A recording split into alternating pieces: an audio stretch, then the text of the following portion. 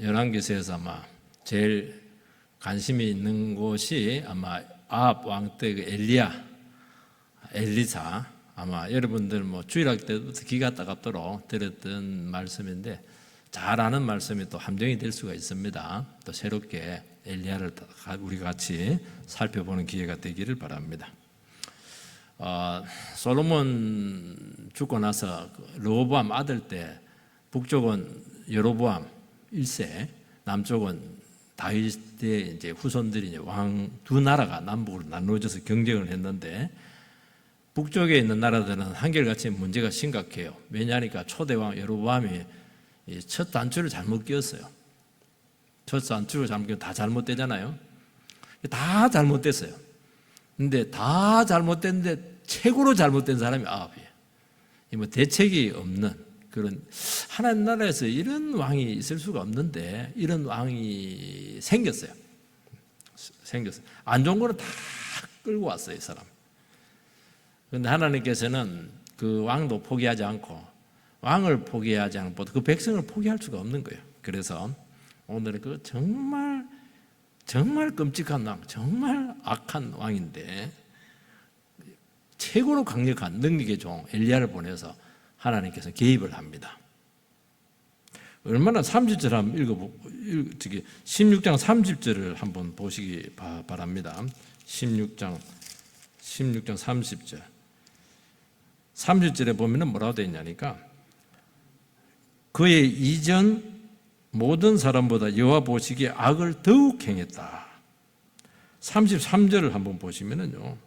그는 그 이전에 이스라엘의 모든 왕보다 다 심히 이스라엘 하나님 여호와를 노하게 하였다. 다 노하게 하고 다 하나님의 악을 행했는데 막 이전보다 더욱 심하게 막 나쁜 짓 하고 막 하나님 머리 끝까지 나게 한. 그 이전의 왕은 나쁘긴 해도 그래도 뭐 예배 흉내는 내거든요. 막 뒤에는 어떻게 할까 없어요. 겉으로는 그래도 형식적으로 하는데 이 사람은 그것도 없어요. 예배 전부 다 철폐, 전부 다 바알 우상 끌어당기고 예수 믿는 사람들 전부 다 잡아서 그냥 감옥에 집어넣어버리고 이렇게 정말 눈치도 안 봐요. 드러내놓고 하나님 대적했습니다. 사실은 북이스라엘은 이때 수명이 끝났어요. 여기서 끝났는데 하나님도 포기하지 않아요. 그래서 불의 종, 능력의 종 엘리야를 보내가지고 다시 한 번 더 인공호흡합니다. 확 죽어가는데 심장이 끄지 않네요. 팍팍 눌러가지고 겨우 살려놔요. 일단 살려놔야 다음 기약이 되니까 그렇게 하고 있는 것입니다. 첫 번째는 하나님께서는 이 너무나 어두운 영적 배교 시대에 충격적으로 개입을 합니다. 가만히 안 봤어요. 아합 왕 때 세상적으로 보면 굉장히 괜찮았어요. 이 사람이 아버지가 대단합니다. 아버지가 수도를 옮기는 거예요. 오물인데 오므라이스 고리 에어면 돼요. 오물인데 아버지가 수도를 옮기는 것은 대단한 겁니다. 우리나라 태종처럼 이방원이처럼 수도를 개경으로 옮겨버리잖아요. 그리고 국제적으로 외교적으로 경제적으로 굉장히 부강했어요. 나중에 그 아합의 그 딸을 아달랴인데 남유다 여호사밧 왕의 며느리로 보냅니다. 그 며느리가 또 남유다를 말아 먹어버렸어요. 완전히 씨를 말렸어요. 그리고 아합은 이제 그 당시에 지금으로 말하는 이제 페니키아, 레바논 지역이죠. 셰익스피어 4대 비극 중에 보면 베니스의 상인 이렇게 나오는 게 있습니다. 굉장히 잘 살아요. 상인이니까 무역을 잘하죠. 베니스의 상인 샤일록 나오잖아요. 피 빨아먹는, 돈 때문에 피 빨아먹는 그 사람인데 거기가 베니스인데 거기가 페니키아예요. 페니키아. 두로와 시돈. 요 지역에 있는 그 왕 엣바알, 그러니까 바알을 위한 왕인데 바알의 제장이에요. 아버지가 두 가지 권한을 갖고 있었는데 그 딸이 시집을 옵니다. 그거 오면 안 되지. 그게 바알의 본산이거든요. 거기 왕비로 맞으니 그게 유명한 이세벨, 끔찍한 이름 이세벨인데, 근데 아합은 특징이 하나가 있어요. 아합은 특징이 막 통치도 잘하고 다 잘하는데 막 이세벨한테는 막 꼼짝을 못해요. 제가 살아보니까 다 직장인 자들 다 잘하는데 막 부인 앞에 가면 꼼짝 못하는 남자가 있어요. 부인한테 물어보고 해야 됩니까 말아야 됩니까? 부인 시키는 대로라고. 이스라엘 왕이 그러면 안 되지. 질서를 지켜야죠. 집안은 가장이 다 주도권이 있어요. 가장이 다 최종 결정, 물론 뭐 참고는 하지만은 딱 그렇게 질서가 서죠. 이게 뭐 여자한테 꼼짝을 못해요. 내가 뭐 여자를 무시하는 게 아닙니다. 영적인 질서를 이야기하는 게 지금. 그리고 막 이 여자는 사실은 왕비로 온 게 아닙니다. 바알 선교사로 온 거예요. 그래서 이스라엘 전체를 말아먹어버렸어요. 그리고 그때 건축붐이 막 엄청나게 일어납니다. 여러분 경기가 살아나면 건축 경기를 보면 돼요. 지금 그 건축 경기가 많이 죽었잖아요. 우리나라가 지금. 그래서 어느 행동까지 하냐니까 출애굽하고 나서 이스라엘 백성들 요단강 건너가서 여리고를 점령을 할 때 하나님께서 그 여리고 성은 저주를 하죠. 그래서 다시는 건축하지 마라. 기초를 놓으면 맏아들이 죽게 될 것이고, 그리고 준공할 때 막내 아들이 죽게 될 것이다. 그런데 히람이라는 사람이 그 말을 무시합니다. 기초를 딱 놨는데 아들이 죽어서 장자가. 그럼 그만둬야지. 근데 결국에 문짝을 성문을 딱 이렇게 닫을 때 막내 아들이 죽었어요. 그러니까 말씀 안 듣습니다. 그게 대표적인 표시거든요. 왜냐하면 여리고성이 너무 무역적으로 군사적으로 너무 중요한 지역이니까 포기를 못해요. 큰아들 죽고 막내아들 죽었는데도 포기를 못해요. 참 하나님요 악한 짓 하고 이러면 말씀은 이루어집니다. 절대로 말씀에 끈을 놓지 않아요. 말씀 어겼지? 큰아들 죽이고 막내아들 죽이고 그렇게 해요. 그렇게.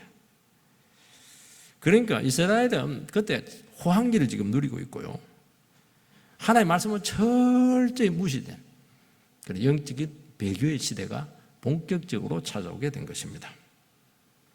여러분 하나님 없는 호황들 이거는 굉장히 위험한 겁니다.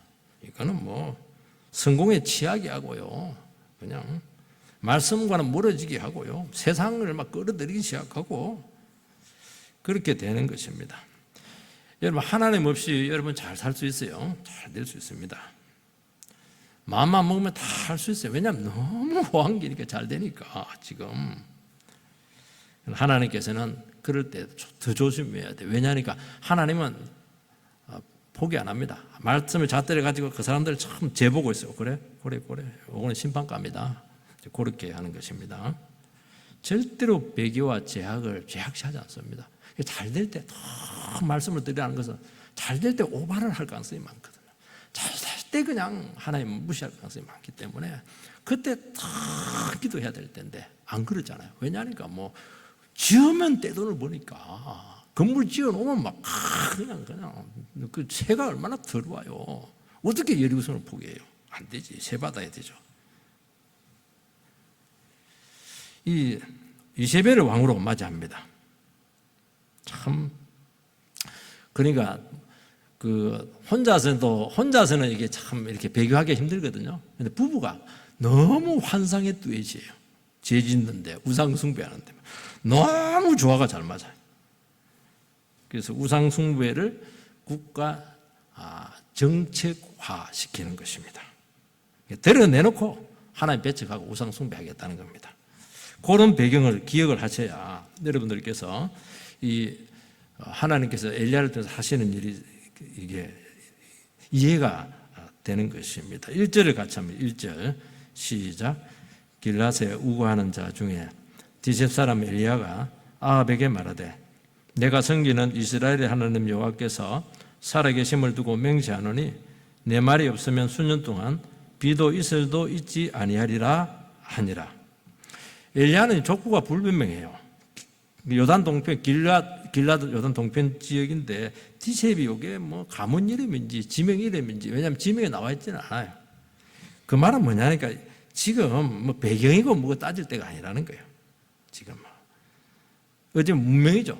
갑자기 등장을 해서 강력한 메시지를 누구에게 간접적으로 전하지 않고 누구 보내서 전하지 않고 신분을 보내도 자기가 가가지고 면전에도 대놓고 퍼붓습니다. 왜냐하면 너무나 어둡고 위태로운 시대였기 때문입니다. 그 부패 장본인이 아합이잖아요. 직접 심판을 선포하는데 유예된 심판입니다. 왜냐하면 하나님께서 이렇게 하신 이유는 특단의 조치를 취하지 않으면 거기서 그대로 망한 겁니다. 여기서 조금 더 가지고 한 세대 더 가지고 바로 망해버립니다. 충격요법이죠. 응급 심폐소생술로 일단은 목숨을 살려놓습니다. 뭐라고 심판에 예언했냐니까 내 말이 없으면 수년 동안 비도 이슬도 내리지 않는다. 이게 심판의 메시지입니다. 이스라엘은 지금 말기암 환자입니다. 말기암 환자인데 문제는 못 느끼는 거예요. 통증이 없어요. 그러면 어떻게 하냐? 하나님께 통증을 줍니다. 문제가 심각하고 지금은 신앙생활은 엉망을 하고 지금 뭐 그냥 막 세상 우승에 찌들려 있는데요. 문제는 자기는 너무 좋다는 거야. 왜 돈이 막 들어오고 너무 잘 되고 이러니까 사업도 잘 되니까. 그런데 영적으로는 지금 말기암 환자거든요. 그럴 때는 하나님께서 쇼크를 줍니다. 하나님께 통증을 줘요. 왜냐하면 통증이 느껴져야 아파야 하거든. 그게 엘리야의 기도였습니다. 엘리야가 갑자기 와서 막 우로를 선포한 게 아니고요. 이미 오랫동안 이 문제를 두고 자기 개인적으로 기도를 많이 한 거예요. 하나님 나라가. 그래서 하나님께서 딱 때가 되니까 선포하러 한 거예요. 이 나라가 이 방법 외에는 이 특단의 조치 외에는 소망이 없어요. 그냥 예배 드려갖고 되지를 않아요.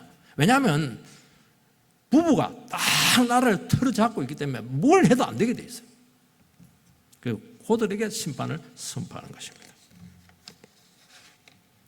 당시 가장 인기 있는 신이 바알신입니다. 바알신을 잘 모르는데요.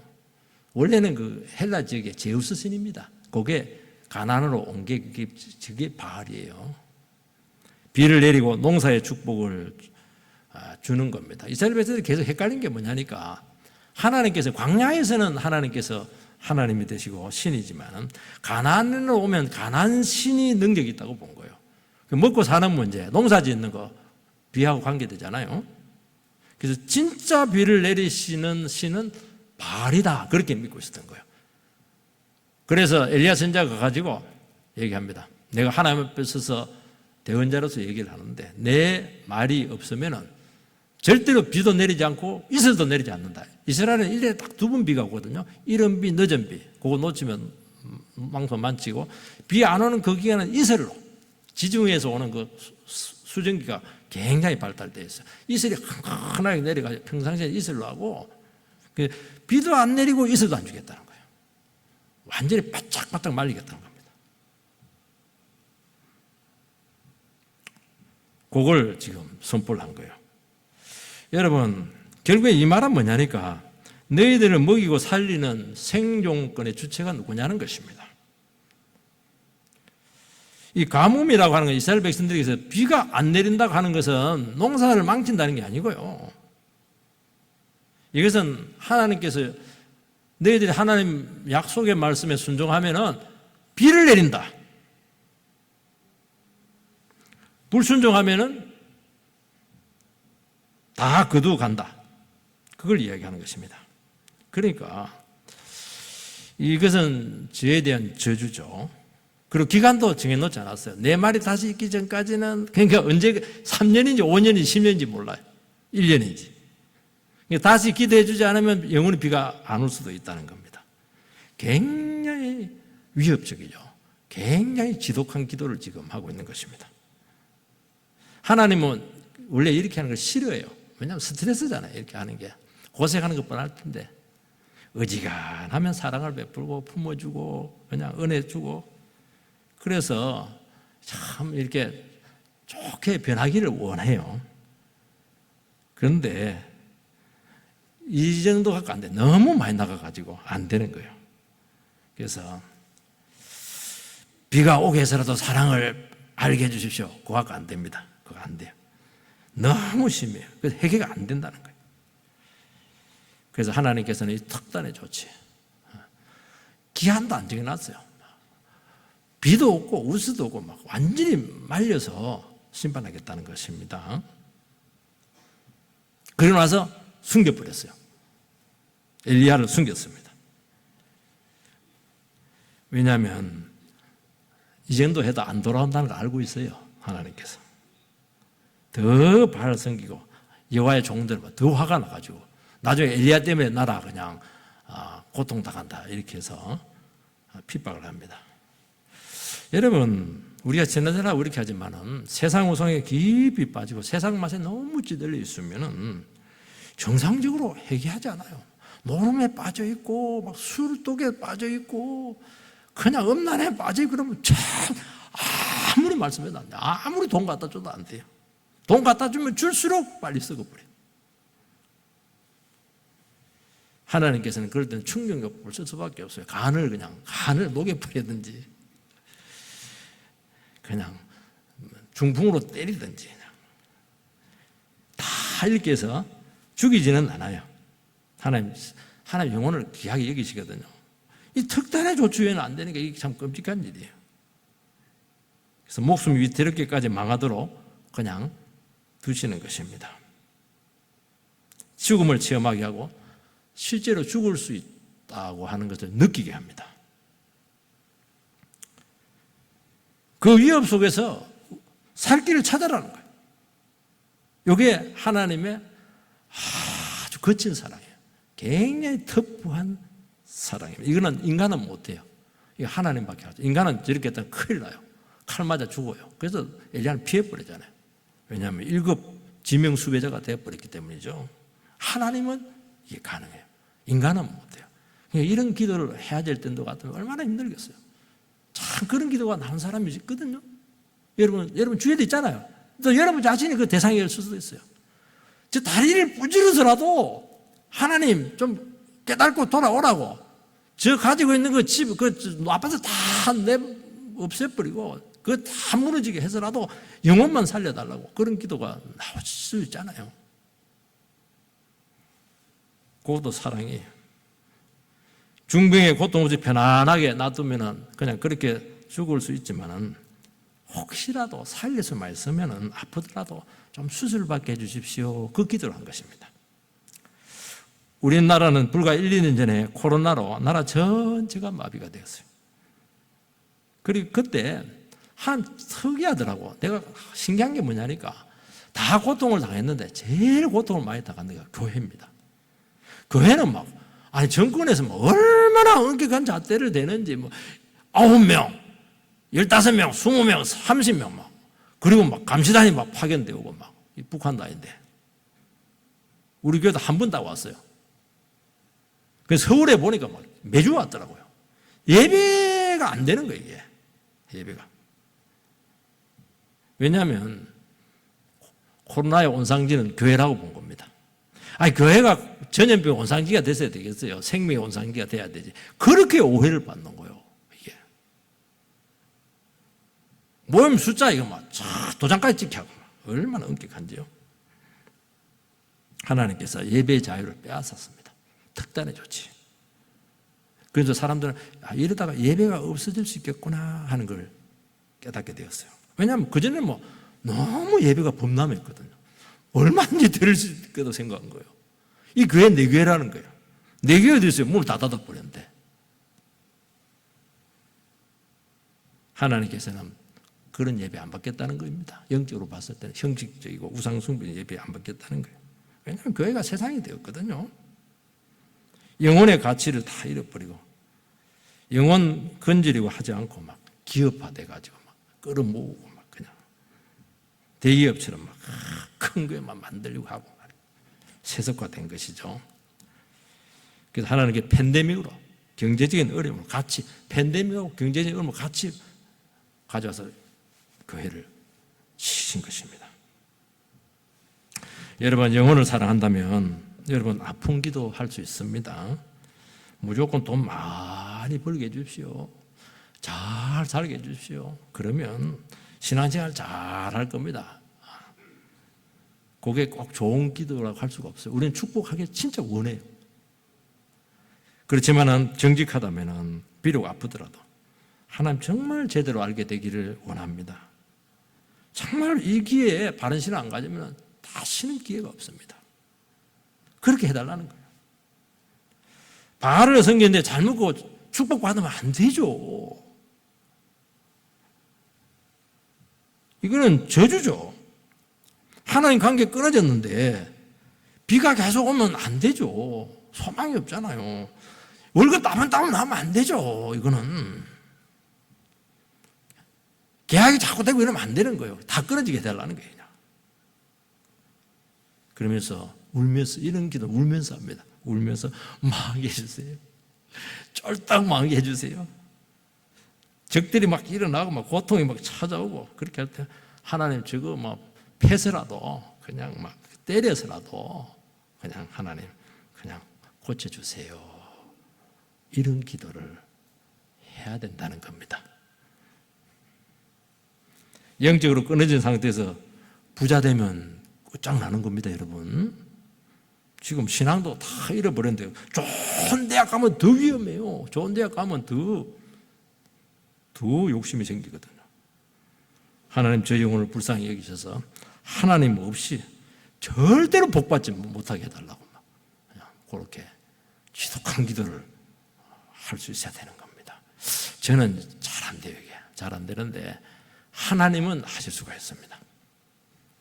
야고보서 5장 17절 말씀을 이걸 안 되었는데요.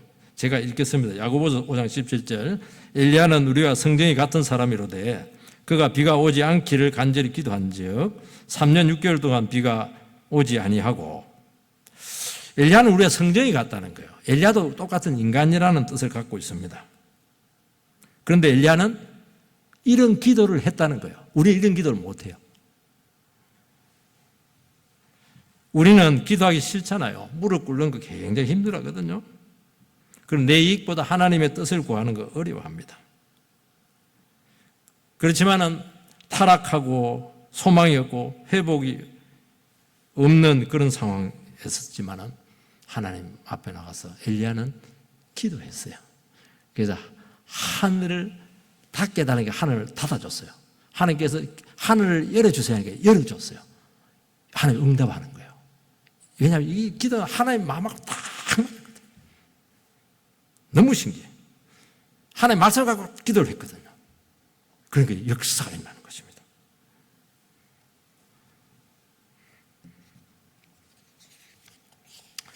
두 번째는 선지자를 숨겼습니다. 2절에서 4절 말씀을 같이 읽겠습니다. 2절 4절. 자, 시작. 여호와의 말씀이 엘리야에게 임하여 이르시되 너는 여기서 떠나 동쪽으로 가서 요단 앞 그리 시냇가에 숨고 그 시냇물을 마시라. 내가 까마귀들에게 명령하여 거기서 너를 먹이게 하리라. 하나님께서는 갑자기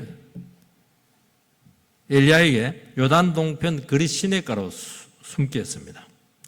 하나님은 하나님 말씀의 종을 보내서 말씀을 선포하면 어지간하면 그 현장에 둡니다. 현장에 둬요. 왜냐하면 기도해 줘야 되거든요. 또 상담이 많이 올 거 아니에요. 또 말씀으로 계속 회개하는 사람들 이렇게 고치고 이래야 되거든요. 근데 너무 상황이 안 좋으면 숨겨버려요. 위험하니까. 두 가지 이유입니다. 첫 번째는 이제부터 말씀이 선포돼서 본격적인 영적 전쟁이 시작이 된 것입니다. 신의 물을 마시게 하고 까마귀가 가져다 주는 음식을 먹게 합니다. 왜 까마귀를 통해서 하나님께 음식을 공급합니까? 사람 통해서 공급하면 위치가 탄로나요. 까마귀는 우리도 싫어하잖아요. 그 사람들도 나쁜 새입니다. 깍이라니까. 아무도 의심을 안 해. 지켜주는 것이죠. 이 말씀을 듣고 엘리야는 어떤 전쟁이 있겠습니까? 이 전쟁이 만만치가 않구나. 말씀을 딱 해서 돌아오면 끝나는 거예요. 절대로 안 돌아오겠구나. 장기전이다. 장기전. 절대로 간단한 문제가 아니다. 자칫하면 내 목숨을 잃을 수도 있다. 하나님께서 급히 피하게 하잖아요. 지금 아마 그 아합은 지금 정신이 없어가지고 뭔지 파악이 안 됐던 것 같아요. 어려움이 점점 생기면 결국 그 타겟이 누구한테 가겠습니까? 선지자에게 가는. 네가 저주를 퍼붓는 바람에 이렇게 어려웠다는 거 그렇게 할 거 아니에요. 잡아 죽인다니까요. 여러분 하나님의 종은 말씀만 선포한다고 사명 끝나는 거 아닙니다. 그때부터 이제부터 시작이에요. 영적인 시작이에요. 여러분 집안식구 전도한다고 해서 끝난 줄 아세요? 그때부터 이제 시작이에요. 이제부터 본 게임으로 들어가는 겁니다. 믿음으로 반응하면 축복이지만 회개하지 않고 대결하면은 그야말로 표적이 되는 거예요. 온갖 화살을 다 맞습니다. 도망 막 다녀야 돼요. 지금 아까 이스라엘 백성들은 엘리야가 심판을 예언했지만 관심도 안 씁니다. 왜냐하니까 바알이 있으니까. 바알이 있으니까. 근데 시간이 지나면 예언대로 뭐 가뭄이 오는 거예요. 한 달, 두 달, 이른 비 안 오고 늦은 비 안 오고 1년, 2년, 3년, 3년 반. 여러분요, 가뭄 1년만 지나도요 난리가 납니다. 2년, 3년 가면 끝나는 거예요, 이게. 그래서 현상 수배범이 되겠죠. 이걸 보면요, 자기 백성들이 징계를 받을 때 주의 종도 절대로 편안할 수 없어요. 인간이 누려야 될 기본적인 생활, 어떻게 그것을 누리고 있어요? 그애가 불편한데 어떻게 월요일, 저는 8년 동안 월요일 어디 간 적 한 번도 없어요. 갈 정신도 없고 갈 데도 없고 갈 마음도 없고 기도하고 있어야지.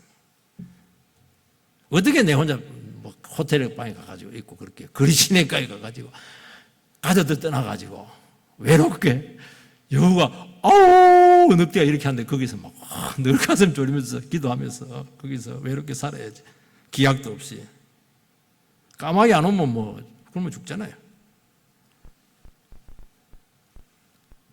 그거는 하나님 백성들의 고통에 니도 책임이 있고 직간접적인 책임이 있다는 것입니다.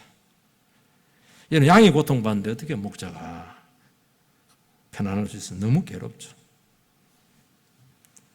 그 말은 니도 고통과 그 아픔에 동참하라는 것입니다. 이것을 보면 하나님의 말씀은요, 절대로 백성들의 상태와 동떨어질 수가 없어요. 함께 아파하고, 함께 대가 지불하고, 함께 괴로워하고, 함께 피를 흘리고, 이게 교회예요. 이게 하나님 나라예요. 애가 아픈데 어떻게 엄마가 편안하게 밥 먹고 그냥 어떻게 제주도 놀러 가요? 안 되지. 그렇게 하면서 십자가 아픔에 동참하는 것입니다. 날마다 그때마다 은혜에 사로잡히고 놀라운 섭리를 거기서 체험을 할 수가 있는 거예요. 그러면서 영적으로 살아납니다. 내가 강해지는 거예요. 왜냐하면 장기전이거든. 싸워야 되거든요. 누가 이기느냐? 싸움이에요. 그래서 영혼을 책임지고 구원으로 이끌도록 백성들의 아픔을 함께 겪게 이렇게 하신다는 것입니다. 두 번째는 엘리야의 피신은 말씀으로 돌아오라는 하나님의 사인입니다. 여러분, 심판의 말씀을 선포하고 치고 빠지게 했습니다. 치고 빠집니다. 아까 얘기했잖아요. 웬간하면 현장에 둬요. 계속 말씀을 증거하게 합니다. 네, 빠졌어요. 그래서 이스라엘은 말씀의 부재 상태를 만들어놨어요. 왜냐합니까? 왕과 백성들이 하나님의 말씀을 전혀 귀담아 듣지 않아요. 완전히 짓밟고 무시하는 거예요. 그런데 무시한다고 해서 하나님의 말씀은 무시되는 게 아니에요. 말씀대로 착착 재앙이 임하는 거예요. 지금 비가 안 와요. 이런 비 안 와요. 늦은 비 오겠지. 택도 엄선하지 마세요. 이슬 내리겠지. 아니요. 바짝바짝 말라가는 거예요. 하나님의 말씀은 살아있습니다. 말씀이 직접 상대하는 거예요. 지금 여러분, 말씀은 선포된 대로 이루어질 줄 믿습니다. 그동안 얼마나 말씀의 길을 막았어요. 얼마나 하나님의 말씀을 조롱했고 하나님의 말씀을 멀리했고 하나님 아예 막 멀리했잖아요. 하나님 입을 막 완전히 틀어막아 버렸어요. 말 못하겠어요. 그래, 너희들이 말씀 듣기 싫어하면 나도 입 틀어막고 있을게. 하나님의 말씀의 부재 상태가 얼마나 고통스러운가 한번 체험을 해야 돼요. 느껴봐야 돼요. 한 3년 정도 말씀 못 들으면 미칩니다. 정말 영적인 사람은 미쳐요. 우울증, 신경통, 위장병 다 그래요. 기쁨이 어디 있어요? 무슨 평안이 어디 있어요? 신명기 11장 16절 17절을 한번 띄워주시기 바랍니다. 신명기 같이 읽겠습니다. 시작. 너희는 삼가 두렵건대 마음에 미혹하여 돌이켜 다른 신들을 섬기며 그것에게 절함으로 여호와께서 너희에게 진노하사 하늘을 닫아 비를 내리지 아니하여 땅이 소산을 내지 않게 하므로 너희가 여호와께서 주신 아름다운 땅에서 속히 멸망할까 하노라. 이스라엘 백성들은 비하고 하나님의 말씀하고 연결을 시켰어요. 말씀대로 순종하지 않고 우상 섬기면 비가 끊어집니다. 비가 오면은 하나님께서 은혜를 내리고 있는 것이고 축복을 주고 있는 거예요. 그러면 비를 통해서 하나님께로 돌아오라는 거예요. 언약의 말씀으로 돌아오라는 거예요. 이스라엘 백성들은 그걸 잊어버린 거예요. 기본을 생각을 못해요. 그래서 엘리야를 통해서 가장 중요한 부분을 지금 생각나게 한 것입니다. 너희들이 고통을 당하면서 가뭄을 통해서 먹을 것이 없으면서 사경을 헤매면서 하나님의 약속의 말씀을 기억하라는 거예요. 여러분, 한 해만 비 안 와도요 못 삽니다. 2년이 돼요, 3년이 돼요, 비가 안 와요. 시간이 갈수록 멸망의 가속도는 더 붙는 거예요. 1년째 참는 거, 2년째 참는 건 비교가 안 돼. 3년째는 못 참죠. 그러면서 그들 속에 이대로 망하는구나. 그러면 길은 하나 딱 있어요. 올리브. 다시 살고 축복받는 길은 말씀으로 돌아오는 길밖에 없다. 병이 걸려가지고 닌게로 꽂아가지고 안기 말년 이래서 왔는데 그때 한마디 해서 목사님 불러서 날 위해서 기도해줘. 그 말이 나오는 거예요. 그 말이. 근데 그 말도 안 나오는 사람도 있어요.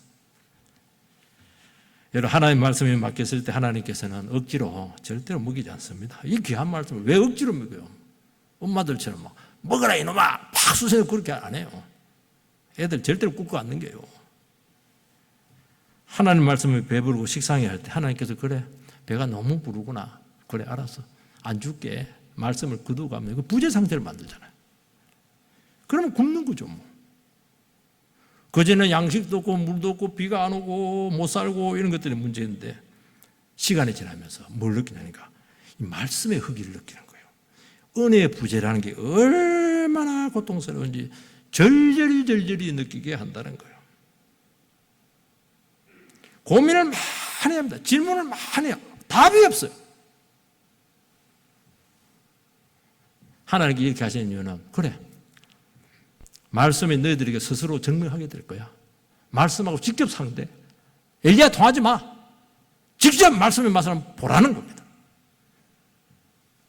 믿음이 무엇인지 말씀이 정말 살아있냐 너한테는 지금 예배 드리는 게 정말 너에게 인생의 최고의 우선 가치를 갖고 있냐 지금? 안 그렇잖아 지금. 정말 먹고 사는 문제에 대해서 하나님께서 책임지다고 믿고 있는 거야 지금? 통장에 돈이라고 생각하지 않아? 이는 아픔과 재난은 인생들에게 많은 고민과 질문을 던지고 있는 것입니다. 말씀을 듣지 못하고 임재를 누리지 못하고 오랫동안 은혜 없이 사는 것이 이게 최고로 괴로운 겁니다. 온갖 정죄가 다 나타나요. 근데 안 채워져요. 안 채워집니다. 오늘 사는 게 어렵다고 합니다. 경제가 어렵고 정치는 더 말할 것도 없고요. 어디 봐도 소망이 없어요. 요즘 올림픽 때문에 조금 소망을 가진 사람이 있는 것 같은데 그거 얼마 못 가요. 삶이 얼마나 힘들어요. 만만치가 않아요. 감당할 자신이 없는 거예요 지금. 우리나라 지금 최첨단 IT 공학이 이렇게 한대요. 아이고 뒷골목 가보세요. 점집이 절비합니다. 어려울수록 하나님께로 돌아가야 된다는 거예요. 생명 근원은 주님께 있습니다. 제 형님은 오랫동안 큰형님은 모친이 너무 미신을 많이 믿어가지고 막 집안에 막 몽달귀신, 칠성신 쌀독에 넣어놓고 막 빌고 막 그렇게 했었어요. 그래서 둘째 형님은 암이 걸려버렸어요. 그래서 그거 치워야 암 낫는다 이래가지고 어머니가 막 아들 안 죽이려고 양보를 했어요. 우상 그거 치우는 거. 제가 가서 그냥 치워버렸어요. 어디 그냥 이 몽달귀신아 이러면서 목매달아 죽어라 이러면서 막 기도해가지고 다 폈어요. 전화가 왔어요. 형님한테서 야 동생아, 야 집안에 그 우상 치우니까 꿈자리가 안 시끄럽더라. 막 그전에 귀신이 있는가 봐 이러면서 꿈자리가 지금 잠을 못 잤다는 거예요. 그리고 형수님은 테롬 이러면서 경상도에는 도련님하고 테롬 이렇게 하거든. 삼촌 이렇게 하는데 두드리가 나가지고 특히 그 어머니가 굉장히 강하니까 한 30년 모셨으니까 얼마나 고통스러웠겠어요. 또 미신까지 미신 믿는 사람들은 일단 말을 안 들어요. 고집이 막 엄청나게 셉니다. 두드리기가 나왔다는 거예요. 두드리기가. 참, 주님께 돌아오세요. 돌아오면 두드리기도 낫고 살아요. 평안도 나고 가정도 평안해지고 그럴 줄 믿습니다. 세 번째는 까마귀를 통해서 먹이시고 훈련을 시키셨습니다. 5절 6절 같이 읽겠습니다. 자, 시작.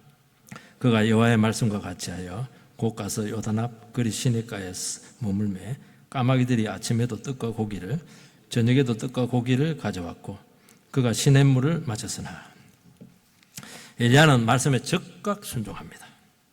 까마귀가 아침에도 떡과 고기, 저녁에도 떡과 고기. 우리는 삼시세끼인데 여기는 삼시 두 끼인가 봐요. 하루 두 끼인가 봐요. 여러분 두 끼 먹어도 삽니다. 요즘 너무 많이 먹어가지고 문제가 되는데요. 까마귀는 잡식성입니다. 그리고 굉장히 그 욕심이 많은 새입니다. 목소리는 안 좋은 게 새끼도 모른 체하고 자기 배만 채우는 새가 이게 까마귀예요. 까마귀 잘 잊어버려. 까마귀 고기 먹었나? 우리 일부 예배 때 그 얘기했는데요. 이 까마귀는 잊어버리잖아. 아침 10시 되면 딱 갖다 주고 저녁 10시 되면 딱 갖다 주고 완전히 시계라. 시계. 까마귀 고기 먹질 않았어. 이게 누가 한 거예요? 그거? 하나님이 했죠. 그 기계낼 때인데 새도 먹을 것이 없을 텐데 그거 뭐 뜯고 고기를 먹으면 끝까지 안 먹고 참고 이래가 갖다 줘요. 왜냐하면 네 그거 안 갖다 주면 내가 네 목을 문지른다 이러니까 까마귀 겁이 나가지고 순종하는 거예요. 하나님께서는 우리에게 까마귀 체험을 하실 때가 있습니다. 직장도 없고 수입원도 없고 그냥 빌빌거리한 삶 몇 년 그렇게 한번 살게 합니다. 그런데 죽을 것 같은데 안 죽어요. 까마귀들이 또 물어다 줍니다. 그래서 하루 살아가고 또 하루 살아가고 오늘 다 먹으시니까 내일 거 없어요. 근데 또 내일 가면 또 먹을 게 있어요. 하나님께서 우리에게 이런 까마귀 체험을 하는 건 참 귀한 겁니다. 특히 주의 종들은 반드시 까마귀 체험을 해야 돼요. 왜냐하면 네가 먹고 사는 거는 내가 책임진다는 거예요. 하나님께 책임진다는 것을 모르면은 말씀 선포를 못해요. 돈에 지지지 매여가지고 돈에서 자유하라. 먹고 살면 이제 자유해라.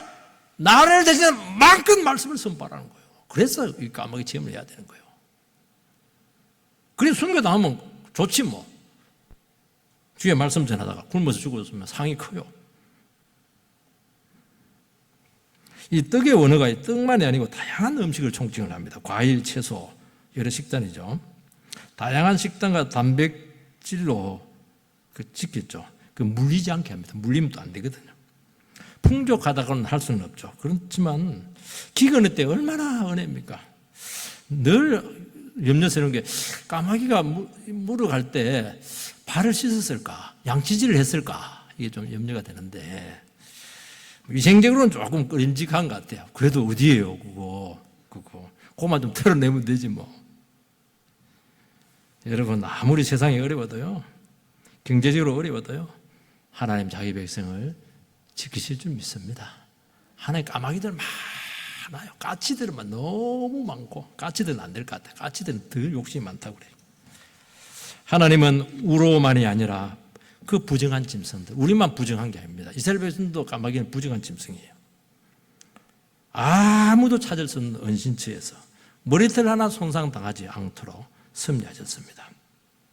여러분 어려울 때 말씀 때문에 고생하는 거 절대로 두려워하지 마시고 억울해하지 마시고 나만 왜 고생해야 돼?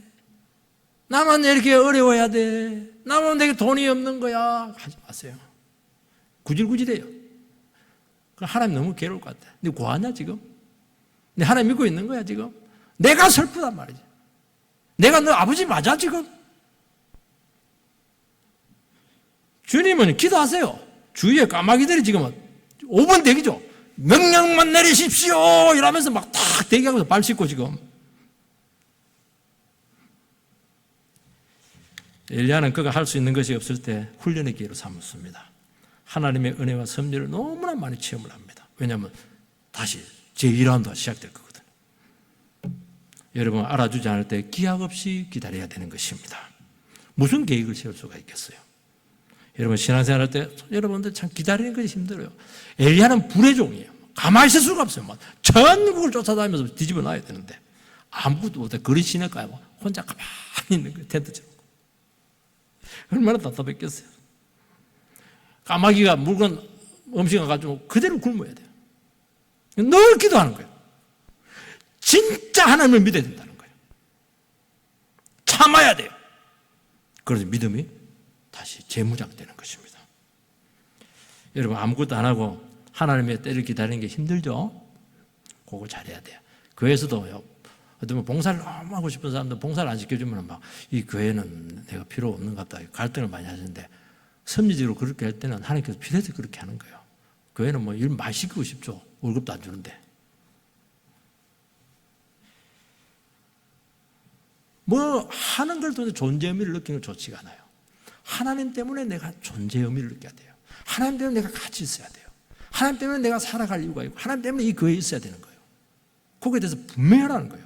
이런 부분들을 가르치고 있는 거예요. 지금 주님과 함께 걷고 보조를 맞추게 하는 것입니다.